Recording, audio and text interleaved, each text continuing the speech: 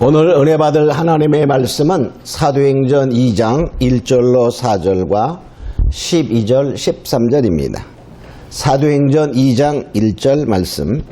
오순절 날이 이미 이름에 저희가 다 같이 한 곳에 모였더니 호련히 하늘로부터 급하고 강한 바람 같은 소리가 있어 저희 앉은 온 집에 가득하며 불의 혀같이 갈라지는 것이 저희에게 보여 각 사람 위에 임하여 있더니 저희가 다 성령의 충만함을 받고 성령이 말하게 하심을 따라 다른 방언으로 말하기를 시작하니라. 12절입니다. 다 놀라며 의혹하여 서로 가로되 이 어찐 일이냐 하며 또 어떤 이들은 조롱하여 가로되 저희가 새 술에 취하였다 하더라. 아멘. 오늘 은혜 받을 하나님의 말씀의 제목은 새 술에 취한 자입니다. 마가의 다락방에 우리가 사건은 정말 하나님이 행하신 놀라우시며 정말 새로운 일이다. 이렇게 보면 새 일이다. 새 일을 행하신 하나님입니다. 즉 구약교회에서 신약교회로 완전히 넘어가는 그러한 큰 사건이다. 이렇게 볼 수 있어요. 사도행전 1장 4절에 보면 예수님께서 이제 승천하시기 전에 제자들에게 이렇게 말씀하시죠. 예루살렘을 떠나지 말고 내게 들은 바 아버지의 약속하신 것을 기다리라. 이러한 그 말씀을 따라서 이 예수님의 그 말씀, 예루살렘에 떠나지 말아라. 그리고 약속하신 것을 기다리라. 이러한 말씀을 제자들이 믿고 이제 기다리며 기도에 힘쓴 사람들이 있었어요. 자, 그래서 결과적으로 그 결과는 그들이 정말 지금까지 누구도 경험하지 못했던 새로운 사건이 벌어지게 되는데 그것이 오순절 성령의 다락방 사건이죠. 그들이 성령의 충만함을 받았어요. 그런데 누구도 이해할 수 없는 그러한 상황이어서 사람들이 그것을 보고 어떤 사람들은 조롱하여 저들이 새 술에 취하였다. 새 술은 뭐죠? 실제 그들이 말한 것은 새로 빚은 포도주를 마시고 취하였다. 이런 말이었죠. 조롱하며 정말 비난하는 말이었어요. 자, 그런데 그것이 오늘날에 와서는 성령의 충만함을 일컫는 그러한 말이 되었죠. 그래서 우리 이것을 한번 살펴보면서 그 사람들이 약 120명쯤 되었다라고 말하고 있지요. 많은 제자들이 있었어요. 부활하시고도 500명이 한번 보는데 나타나시고 하셨어요.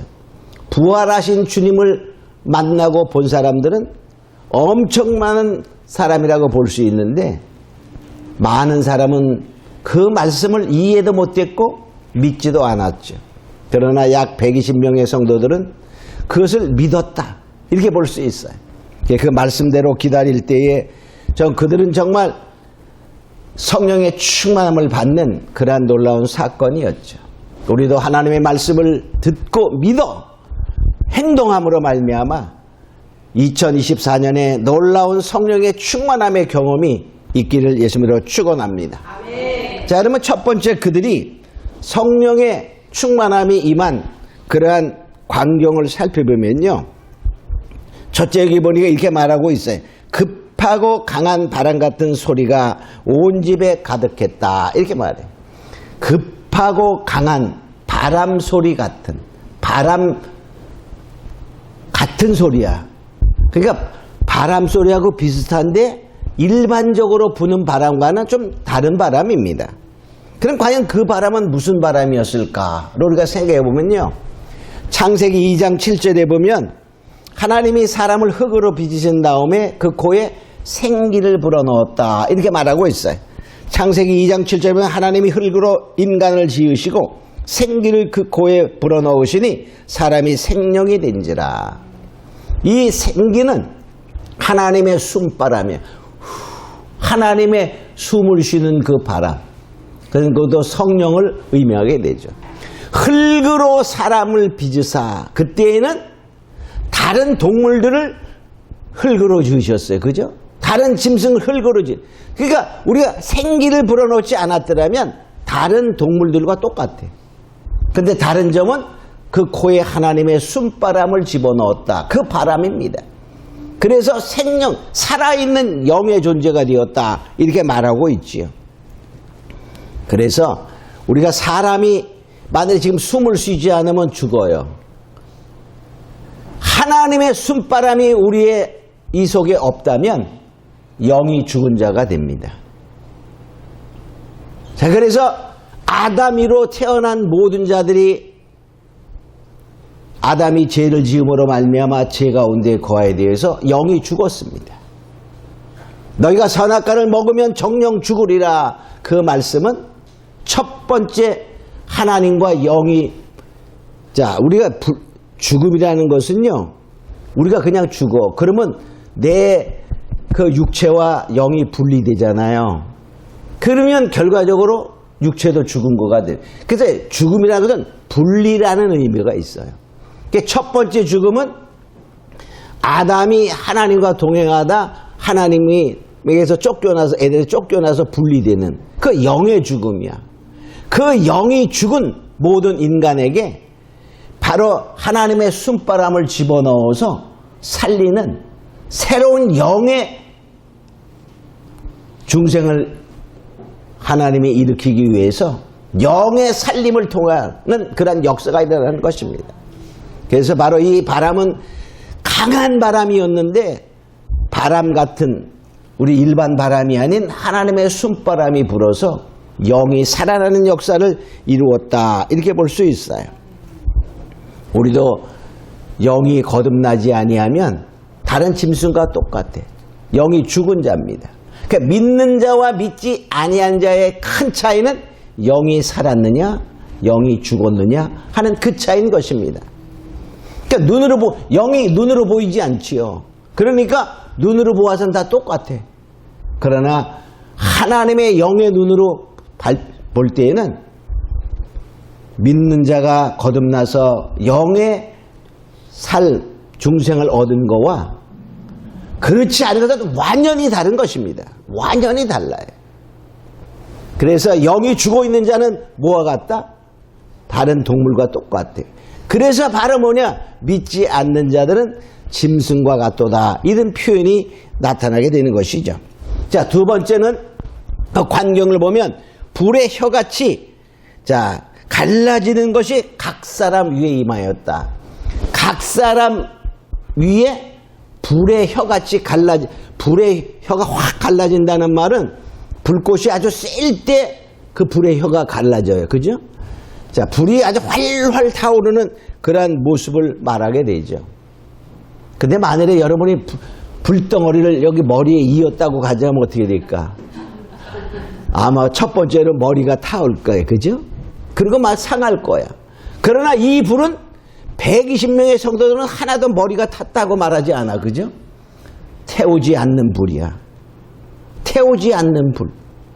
일반 불은 어디죠? 다 물질을 태워버리고 나중에 재만 남게 되는 거야. 그러니까 이 각 사람에게 임하였던 불은 일반적인 불이 아닙니다.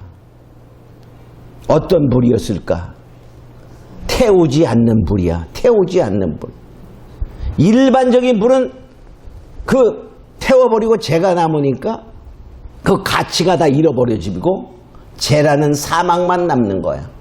그러니까 이 세상의 불은 모든 가치를 태워버리고 정말 재 같은 죽음만 남기는 그러한 불인데 이 마가에 있던 그 불은 태우지 않는 불.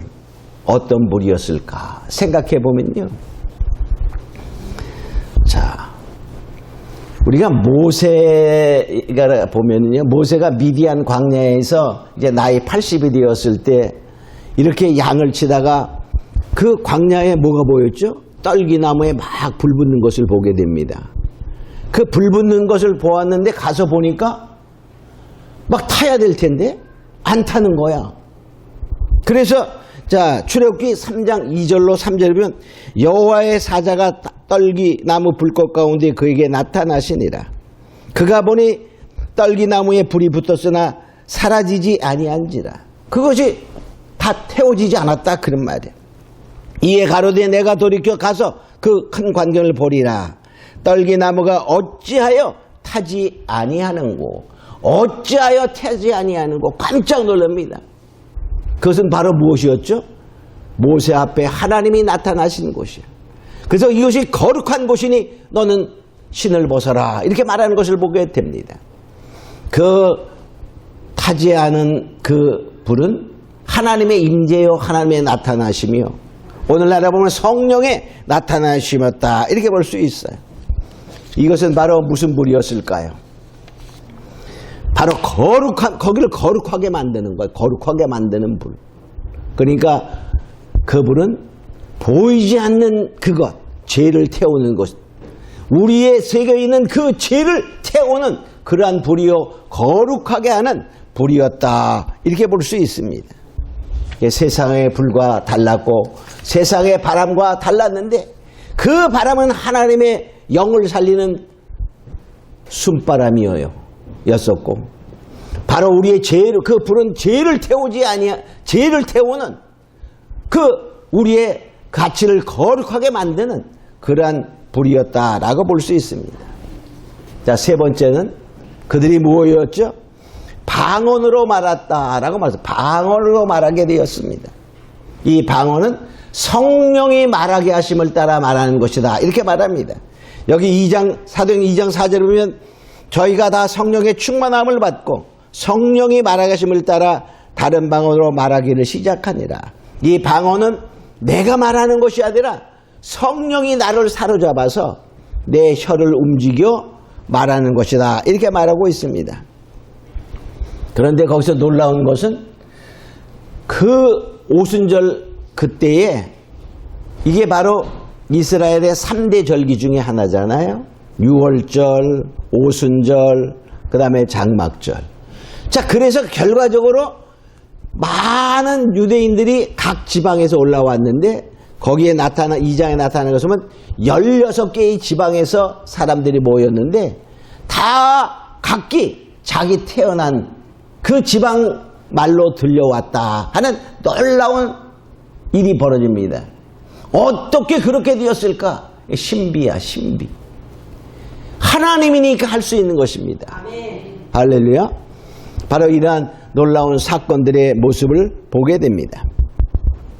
자, 그럼 크게 두 번째로 우린 바로 성령의 충만함을 받기까지 제자들은 무엇을 했나? 제자들의 한 일을 살펴보면 첫 번째, 그들은 예루살렘을 떠나지 않았습니다. 사도행 1장 4절에 보면 자, 사도들이 같이 모여서 저희에게 분부하여 가라사대 예루살렘을 떠나지 말고 내게 들은 바 아버지의 약속하신 것을 기다리라. 예루살렘을 떠나지 말라 하는 예수님의 말씀을 듣고 떠나지 않았어요. 자, 예수님의 말씀을 듣고 떠나지 않았어요. 다른 말로 말하면 예루살렘을 떠나지 않은 것은 주님의 말씀에 안에 있는 거야. 말씀을 지키는 거야. 그러니까 오늘날은 뭐냐? 우리도 말씀 안에 있어라. 그런 말이에요. 자, 예루살렘은요, 진리를 말하는 거야, 진리. 그러니까 진리 안에 있어라. 그런 말이에요. 스가랴 8장 3절에 보면 나 여호와가 말하노라. 내가 시온에 돌아왔은 즉 예루살렘 가운데 거하리니 예루살렘은 진리의 성읍이라. 예루살렘은 진리의 성읍이라. 진리의 성읍이야. 그러니까 예루살렘을 떠나지 말라는 말은 진리 안에 있어라. 말씀 안에 있어라. 그런 것입니다. 오늘날 우리도 세술에 취하고 싶고 성령의 충만함을 받으려면 뭐에 있어야 되죠? 진리 안에 있어라. 말씀 안에 있어라. 말씀 안에 있고 진리 안에 있으려면 우리가 어떻게 돼요? 말씀을 제자들이 예수님께 들은 것처럼 듣고 믿어야 됩니다. 그리고 그래서 우리는 어떻게 돼요? 예배를 통하여 말씀을 듣기도 하지만은 말씀을 많이 읽어야 됩니다. 우리는 스스로도 말씀을 많이, 옛날에는 스스로 읽고 싶어도 읽을 수가 없어요. 왜? 성경이 없었기 때문에 그래. 귀했기 때문에 그래. 자, 우리는 이젠 너무나 읽으려면 언제나 읽을 수 있어요. 그죠? 그래서 우리가 2024년에는 이제 성경을 많이 읽는 그런 자가 되기를 원합니다. 할렐루야. 그래서 바로 말씀을 많이 읽는 자가 되어 말씀 안에 거하는 놀라운 가운데 성령에 충만한 자가 되길 원합니다. 또 두 번째, 이들은 함께 모여 전혀 기도에 힘썼습니다. 자, 전혀 기도에 힘썼다는 말은 정말 온 마음과 뜻을 다하여 시간을 다하여 기도에 매진한 것을 의미하게 됩니다. 사도행전 1장 14절에 보면 마음을 같이하여 전혀 기도에 힘쓰니라.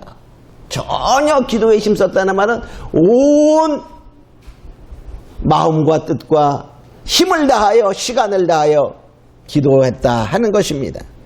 그러니까 때가 되니 2장 1절에는 오순절 날이 이름에 저희가 다 같이 한 곳에 모였다.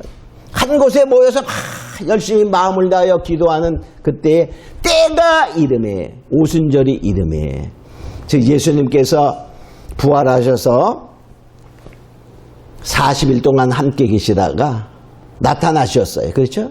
제자들에게 지상에 계시다가 떠나시면서 너희는 몇 날이 못 돼요. 그래서 몇 날이 못 돼요. 자, 성령 충만을 말씀하셨죠. 자, 그리고서 그 말은 뭐냐면, 자, 6월절에 예수님이 십자가에 죽으셨죠. 그죠? 그리고 부활하셨어요. 그리고 40일 동안 함께 저희들에게 나타나시고. 그러니까 결과적으로 6월절 다음에 50일째가 되는 날이 오순절입니다. 또 구약에서 맥추절이다 이런 말을 하게 되죠. 그러니까 부활하셨고 이제 제자들에게 있다가 몇 날이 못 돼요. 그러니까 결과적으로 뭐냐면 약 열흘 정도 있다가 오순절의 역사가 일어났어요.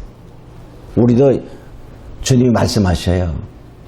말씀 속에 거하며 뭐만 하면 전혀의 기도에 힘써라. 근데 며칠만 10일만 해봐. 10일만 미친 듯이 기도해보세요.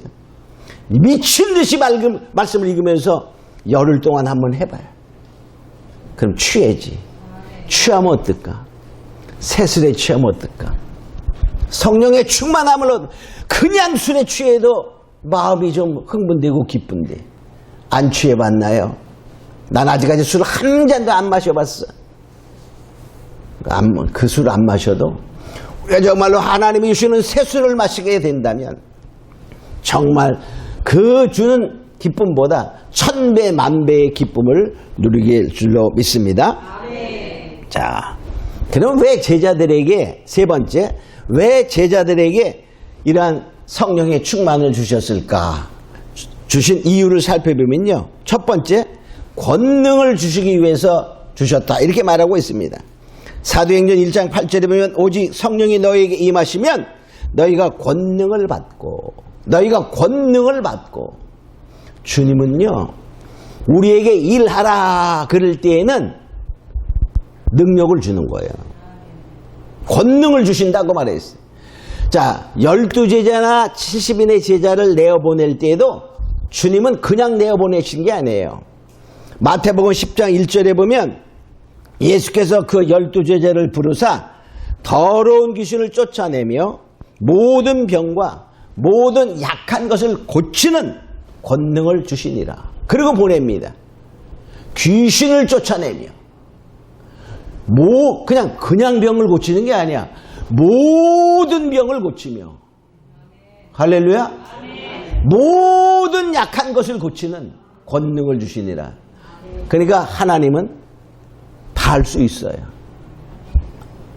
근데 안 하실 뿐이야. 나를 통해서. 그러니까 나를 통해서 하나님이 하시기를 원한다면 주님의 권능을 주시는 그런 자리에 가야 됩니다. 그것은 가령 뭐죠? 여기에서 그 성령의 충만함을 주시는 것은 뭐였어요? 그러한 권능을 주기 위해서다라고 말하고 있어요. 주님은 우리에게 주고 싶어. 그럼 우리가 할 일이 뭡니까? 예루살렘을 떠나지 말고 기다려라. 무엇을 기다려? 아버지의 약속하신 것. 아버지의 약속하신 것은 무엇입니까? 주님이 가시면서 말씀하셨어요. 요한복음 14장에 보면은 내가 가서 다른 보혜사를 너에게 보내리니 말씀하신 것처럼 그것을 기다리는 거예요. 약속하신 것을 기다리는 그런 자가 되어 우리도 다 충만한 은혜가 임하기를 원합니다. 아멘. 금년에 한번 해봅시다. 아멘. 해보는 거야. 그 권능이 우리에게 주어지면 하나님이 사용하시는 거야. 할렐루야. 아멘. 근데 우리는 그 권능도 원하긴 원하지만 뭘 원하죠? 기도 제일 많이 하는 게 뭐야? 아버지 뭐하고 뭐죠? 돈을 주세요. 이렇게 말하는 거예요. 여러분 돈은 한 번 주면요 그 다음에 떨어지면 또 없어. 그죠? 근데 뭐 권능을 주면 그냥 돈도 따라오는 거야. 여러분 만일에 좋은 기술을 갖고 있거나 좋은 어떠한 그 지식을 갖고 있다고 생각해 봐요. 그럼 돈을 필요할 때마다 언제나 벌 수가 있어. 근데 돈만 가지면 쓰고 나면 그 다음에 없어지는 거야. 무엇이 더 좋죠? 자, 우린 다 알 수 있어요. 하나님의 권능을 정말 쟁취하는 자들에게 있음으로 축원합니다. 자, 두 번째, 예수님의 증인이 되라고 우리가 이러한 성령의 충만함을 주시다 볼 수 있어요. 예수의 증인 되기 하기 위해서입니다. 여기 사도행전 1장 8절 하반절에 보면 예루살렘과 온 유대와 사마리아와 땅끝까지 이르러 내 증인이 되랴. 너희가 권능을 받고 그 말이야. 예루살렘과 유대와 사마리아와 땅끝까지 이르러 증인이 되리라. 즉 예수님의 증거자, 말씀의 증거자. 예수는 하나님의 아들이십니다. 우리의 구원자십니다. 이런 것을 전하기 위해서다라고 말합니다. 아멘. 근데 우리는요, 이 증인되고 주님을 끝까지 따라가는 것이 우리의 생각과 우리의 각오와 뜻과 어떠한 맹세로 그걸 할 수가 없어요. 우리 베드로를 보세요. 베드로와 12제자들은 주님 앞에서 말합니다. 주님이 이제 내가 고난을 받고 죽고 살아나리라 이렇게 말할 때 주님 죽으시면 안 됩니다. 뿐만 아니라 또 무엇을 말하죠? 내가 죽기까지 주님을 쫓겠습니다 하니까 다른 제자들도 그렇게 말했다라고 말해. 근데 주님이 잡히시던 밤에 베드로는 3번씩이나 부인합니다. 제자들로 다 도망갔어. 요한만 그 제사장들과 알아서 알기 때문에 그것도 쫓아간 거야. 베드로는 멀리 쫓아갔다라고 말해. 자, 우리의 힘과 능력은 할 수 없음을 우리는 고백하고 주님의 권능이 나에게 임한다면 나는 할 수 있습니다 하는 믿음을 갖고 우리가 그것을 구하는 자가 되기를 원합니다. 아멘. 그래서 바로 이 세술에 취했다라는 말은 바로 조롱하는 말이었지만 이제는 우리는 그것이 성령의 충만함에 정말 대명사처럼 된 것처럼 우리는 더욱더 나도 세술에 취한 자가 되기를 원하며 우리 모두가 다 성령의 충만함을 받는 자가 되기를 주심으로 축원합니다. 만약에 그렇게 된다면 우리는 정말 능력 있는 삶이요 항상 기쁜 삶이요 주님의 뜻을 이루는 삶을 살아갈 수 있습니다. 아멘. 그러기 위해서 우리는 어떻게 해야 되죠? 정말 한번 해보자. 2024년에는 말씀 속에 거하며 예루살렘을 떠나지 말고 기다려라. 기다릴 때 뭐 하죠? 하나님을 사모하며 기도하며 기다리는 거예요. 이런 말씀 속에서 말씀을 읽고 우리가 정말 기도하는 그런 가운데 언제까지 기다리는 거죠? 그것이 임하여질 때까지. 그것은 바로 며칠이었죠? 열흘이야, 열흘. 열흘이라는 말은 꽉 찬 거야. 하나님이 계산하기에 꽉 찬 그날까지 우리가 기도한다면 우리도 놀라운 마가의 다락방의 성령의 역사를 우리 2024년에 다 경험하는 자가 되기를 예수님으로 축원합니다. 우리 잠깐 그렇게 되기 위해 우리가 사모하는 마음으로 기도합니다. 고마워 주신 아버지 하나님 감사합니다. 마가의 다락방의 오순절의 사건은 정말 세술에 취한 자처럼 보이는 그런 조롱하는 자도 있었지만 이제는 바로 성령의 충만함의 대명사가 된 것처럼 이제 우리는 더욱더 정말 이러한 성령의 충만한 자, 세술에 취한 자가 되기를 원합니다. 우리가 정말 말씀 안에 거하고 기도에 힘쓰며 나아가면서 정말로 2024년은 모두 다 나아가 성령의 충만한 은혜, 세술에 취한 자가 되게 하여 주시옵소서. 감사하고 믿사하며 예수님의 이름으로 기도합니다. 아멘.